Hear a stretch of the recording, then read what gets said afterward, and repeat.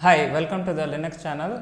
So this week I was investigating some kernel fragmentation routines, which is when I remembered often whenever I take sessions, we do have discussion about the network packet defragmentation and stuff like that. See, often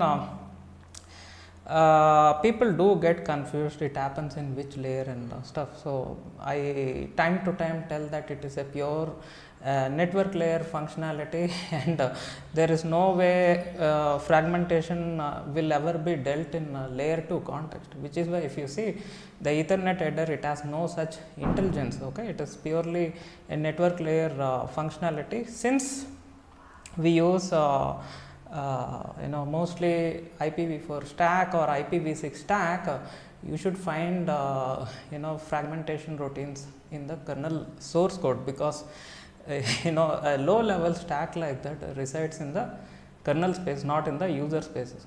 Conditions apply if this stack is supported in user space because of some user space data plane and some kind of custom stuff, a reference done in user space, then it is in user space.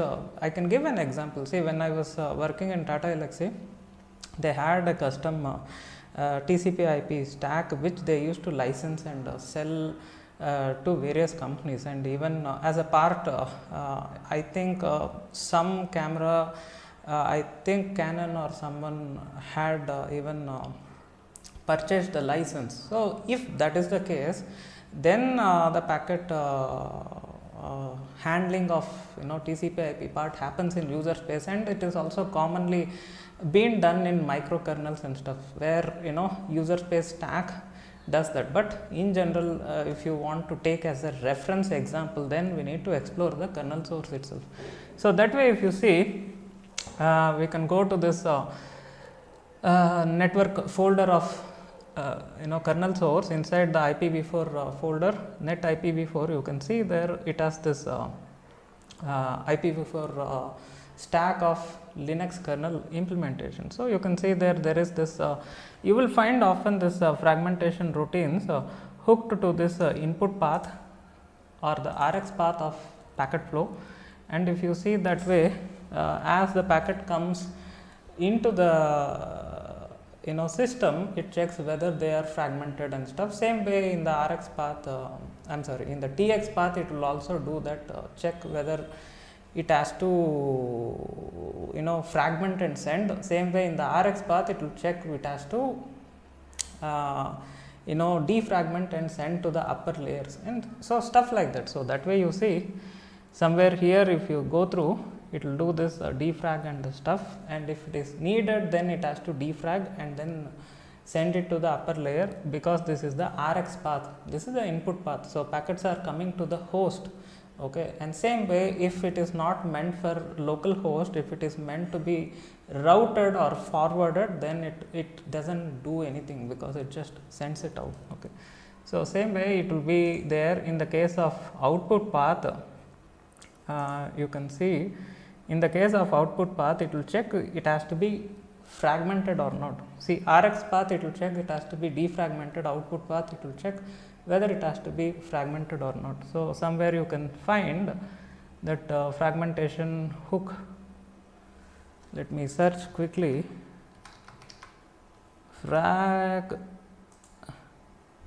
IP frag, and you should able to find over here IP fragment, and if it is needed, it will have that hook. So this happens in the Rx, the TX path.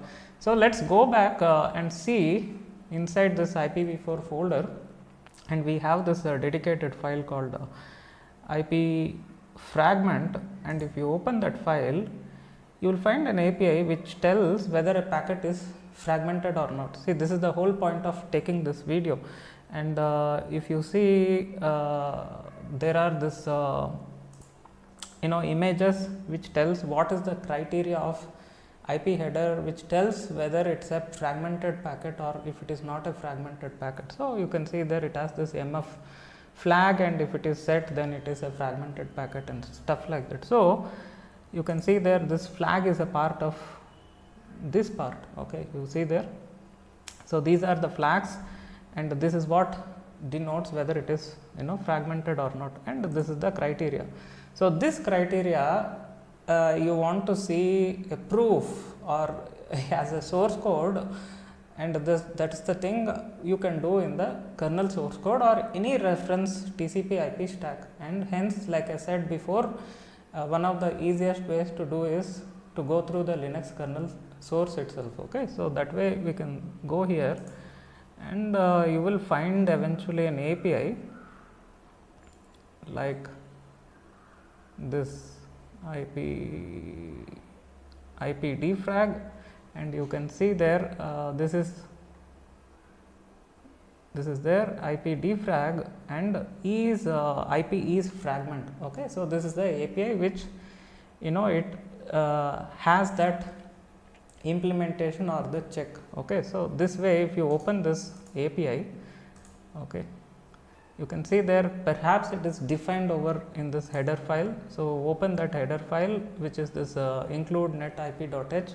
So inside you can see there it is doing this check of this frags of this struct IP header struct, and it is doing this if this IP MF is set, and based on whatever criteria, then it is determined that packet is fragmented packet. So again, if you open, it may be a hash define or enumerated data type. So we can open and see what is this definition of this macro, and you can see there IP MF, and it has this macro set. So this way you can check those flags, and then you can determine whether it is fragmented or not. So it's quite simple. So you can see there it is doing this condition, and it's doing this AND of this condition, and then we will come to know whether it is fragmented or not, because this is 2000 in hex.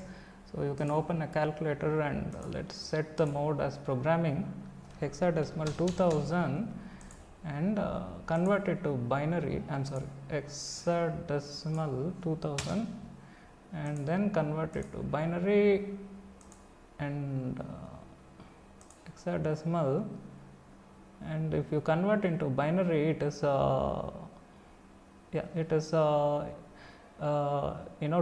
bytes, and that the first byte has this last 2 digits set, which is 10 and then followed by all zeros. Okay, so this criteria is the flag of that, because it is a 2 byte eventually. So we can open an IP header and we can count how many bytes is that flags are actually. So you can see there, we take some example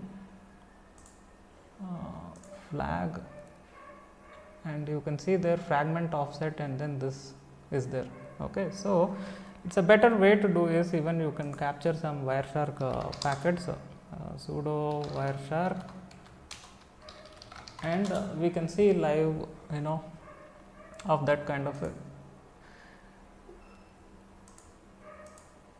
IP header structure. So you can see there the fragments are there, don't fragment, this is what it is. So generally you won't find it fragmented packets unless until you said somewhere in the middle a lesser MTU and stuff, and then it has to fragment, or it is some kind of VPN, something like that. Okay, otherwise you will never find any fragmented packets in a typical Wireshark capture in a end workstation. So you will find it somewhere if you put it in the middle when the data is going through your internet channel or something like that. Okay, so some sort of a WAN network, so then you will find those fragmented frames, otherwise you won't find them. Okay, so that way you see there it has this flag and then this fragment offset. So combined together you can see it is 40, and then this fragment offset is totally 2 bytes. So that 2 bytes is what is that thing is actually, hence the flag is put together like this, so that it is filtering those 2 bytes, and then we are getting if it is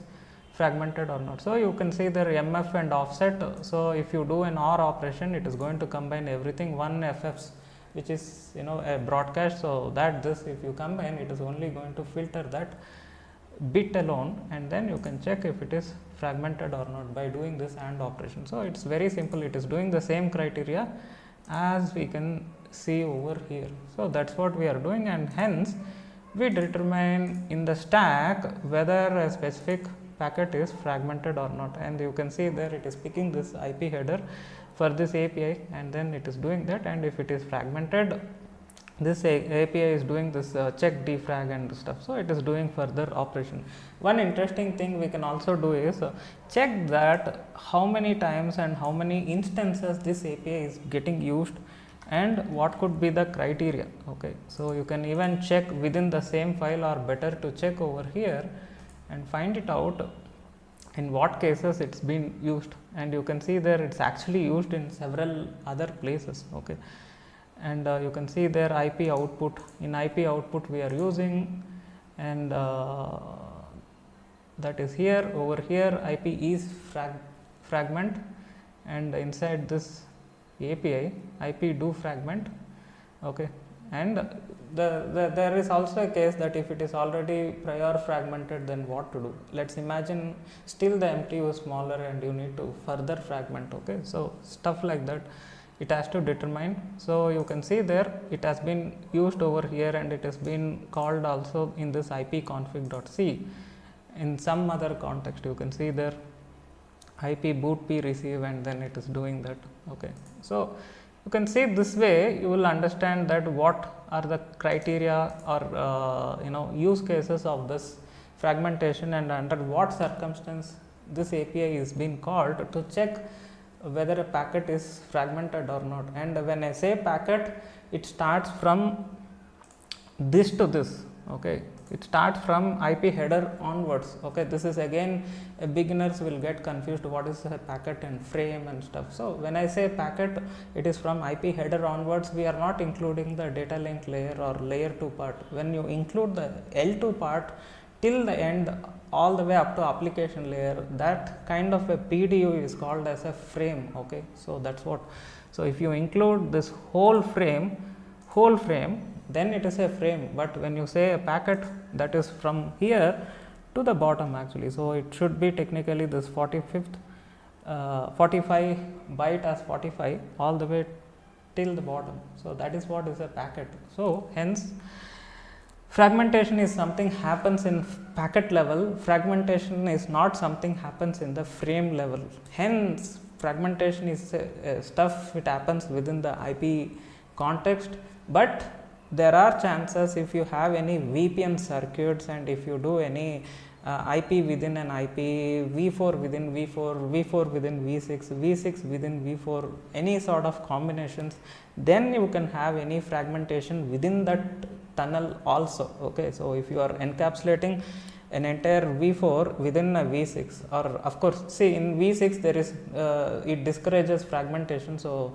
I just forgotten about it. By the way, V6 doesn't encourage fragmentation, and it does various other things to mitigate anyway. So in case you have a V4 within a V4, some sort of tunneling, okay, something like that, then what happens is you may have something fragmented and it is being carried by this carrier protocol outer one, or it can be over this side it is fragmented internally, it is not aware of such a thing. So any sort of complex combinations are possible. Hence if you have any confusion like that, perhaps you can be in touch. But when it comes to source code, often I do get a question that in what criteria it's been done and stuff like that. I always recommend just go through a kernel source code. Although you are not a kernel programmer, let's imagine you are working in user space, but you have a question related to core networking. I recommend go through the kernel source, and then you will get a hint that what exactly happens behind the scenes. It's again not an intent that you will become a kernel developer, it's just a common sense. That's where the IPv4 stack is implemented. So go to the kernel source and find it out, and like I said, you find various instances where it has been called, and this gives an idea that under what circumstances it may actually call such an API. See, I am again wondering why there is a reference in the bonding API. So you can see this net bonding, and there is this reference is fragment. I need to investigate cases like this. See, in this case skb checksum setup IPv4. So although it is bonding, it is doing something related to IPv4. So again, okay, where is that bond main, which is I'm sorry, not that one, this is the bond main. In the bond main we see is fragment and it has been called for bond flow IP. So some specific reason it has been called over here, but generally if you see the overall bonding stuff, it's a proper, you know, layer 2 stuff. Okay, again I am saying you have to investigate and find out, you know, from the source code it will be much clearer that on what criteria it is done, and there's nothing better than going through the IPv4 stack of Linux kernel itself. And if you work in some embedded operating system, some microkernel based operating systems, then investigate your TCP IP stack or IPv4 stack. See, we often use the word, some people use TCP IP stack, some use IPv4 stack. If you ask me, I prefer calling it as v4 stack or IPv4 stack or IPv6 stack rather than TCP IP stack, because it's not, you know, TCP is important. It's what is important is the network layer, not the transport layer. So I don't care about what the transport layer. If you call TCP IP stack, actually you are supposed to call it as, you know, TCP, UDP and ICMP, SCTP and stuff, because there are so many transport layers are there. Of course, ICMP is not a transport layer, but again, there are so many other variants are there. So I don't like, you know, to be called as TCP IP stack. I rather prefer to be called as v4. Okay, in short, a v4 stack or v6 stack, that's, you know, a better way to call. Hence I am saying investigate, go through the source code, and you will get the complete big picture. You can of course put some prints and debugs. I have done that in the past in some, you know, cases whenever I need some clarification. You can also put a printf over here, like what we are seeing over there, that API, what we saw here. Even here, see, when you do this return, you can put a print of the same criteria and dump the value, what is the value it gives, and then it gives an idea. Okay, if you ask me, I generally prefer printfs. I often say to my students as well in the videos, so I may do a print case. Of course, it is a kernel source, so I do a print and then I investigate. But if you have any other options, you can even use this BPF and you can trace it, okay, ptrace and various other ways. Okay, so even you can trace that way and see that what could be the instance value of that, and then you will get a clue. Okay, so I prefer this is the right way you can investigate. And if you find any tricky situations of MTUs and you need to get to the bottom of it, I always recommend doing something like this, and you will understand exactly that packet, what is happening in that network path or the flow. We can also check if there are any sample captures are there of these fragmented packets. Let's check quickly if we can find any Wireshark sample captures. Okay, so let's search fragment v4 frags. You can see there it has this. Let's see, we open in Wireshark and we see if it is a fragmented frame example. Okay, so we have this IP header and we see there, and we see it is a fragmented frame or not. So fragment offset bit not set, don't frag more fragments.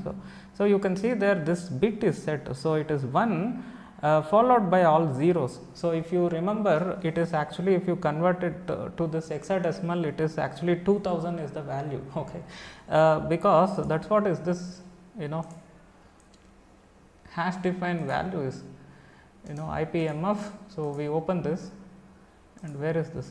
So if you see this, you can see there this is 1 byte and this is the other byte. So 20, which is 10. Okay, so you can see there it is actually a fragmented packet, and even this is not a fragmented packet. You can see there more fragment, it is not set, and in this case it is also not set. So this one is a fragmented packet. You can see there it's been set. So this way you can learn, and of course you can also set some experiments. You can have a routed network where in between the path you can set a lesser MTU. Since it can only happen with routed networks, it will fragment and then it will forward. Okay, again I am saying this is not something doable with layer 2 context. It only happens in layer 3 context, and only layer 3 alone, network layer, not again in transport layer. If you carry any VPN traffic, and if you encapsulate the VPN traffic within UDP, you encapsulate the VPN traffic within TCP, something like that, then you may find it within that encapsulated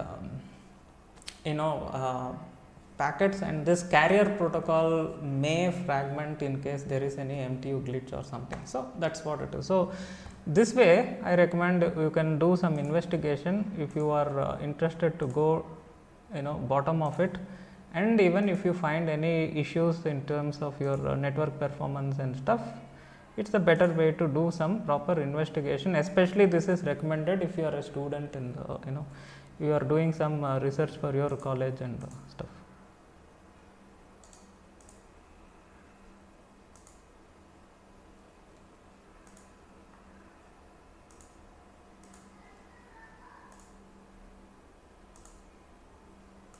Yeah, again you can see there is this IPv4 frame, it is fragmented and Wireshark shows. And one important criteria is if you want to properly investigate, go inside this protocols and you will find this IP. Okay, and what you do is you need to disable this reassembling packets and stuff, because Wireshark will reassemble this fragmented packets and it shows as if it is a single packet. Okay, you should not get that. Okay, so what you do is go here IPv4 and disable this validate checksums if possible. Always you enable this option, and then you have this enable reassemble IP fragmented datagrams. Okay, so disable this. We should not get such a view. Instead you should get discrete packets as it is the fragmented discrete packet. So you should disable this. And same way if you go through this TCP as well, it also has an option where it will reassemble that and it shows as if it is a single flow. Again you should not get that view. Okay, it is see this reassemble out of order segment, it should never ever do that. Okay, so disable all these views in Wireshark, because it's just a view where Wireshark is doing it, but not the packets which goes out of the wire. So you have to do that if you have to investigate properly this fragmented frames and stuff. So first set the proper options in Wireshark so that you get the view as it is, what is happening on the wire, not put back together by Wireshark and get more any sort of sophisticated view. You should not get that. Okay, so make sure you disable all that options and you see discrete frames as it is, as they are going on the wire, and then you can start your investigation and see this is a fragmented one and the total frame size is 70 bytes and so on. That way you can investigate. Okay, so hope this video is useful. If you have anything to discuss, be in touch via email, or if it is a small query, be in touch via YouTube comments. Thanks a lot for joining me. Stay tuned. Have a nice day. Bye bye.